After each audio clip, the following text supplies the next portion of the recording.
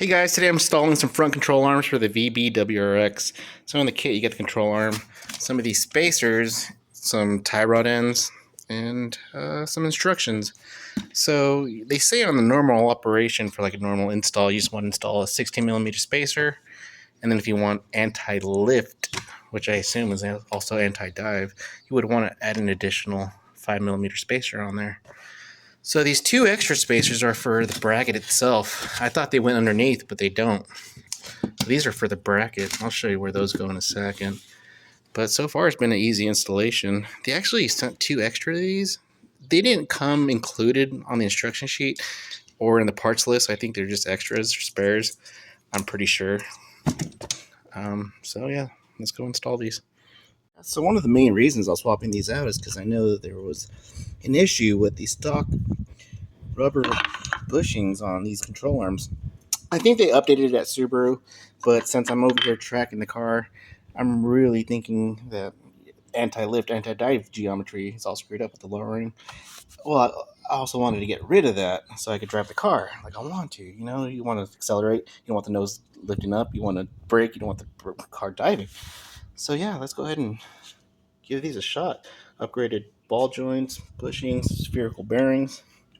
Pretty cool, man. Yeah, not bad. You just got to remove this front bracing or under bracing. It's attached by three 14mm bolts in the front and two 19mm bolts in the back, plus this one 19mm bolt for that control arm. From there, you're going to remove the 17mm bolt there and one on the knuckle right there. Once you pop those off, this whole thing just drops down. The pain is trying to get everything lined up. I did the other side already, and it wasn't too bad. I'm doing it on the ground, knocking it out within about 40 minutes per side. Not too bad. So once that's done, just go get an alignment. But I'm going to go ahead and continue knocking this out and give you an update. All right, so when you add the spacers for normal operation, I'm guessing, it says use one 16mm spacer. Now, if you want the anti-lift, you add another 5mm spacer. And it only goes on top. The instructions say two other 5mm spacers go underneath, but they're talking about it going underneath the bracket here. So that's where those two go.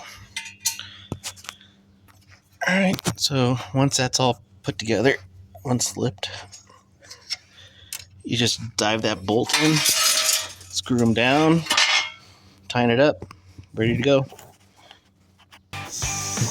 There it is, all said and done. Tightened up those bolts, put the cover back on, that brace. Next is just to replace that guy. That shouldn't be too hard. And then you gotta get an alignment right after, guys. So once you put everything together, if you want to do eye alignment, just get a tape measure and make sure front and back of the wheels are evenly spaced. And we'll get an alignment. That's it, guys. Good luck.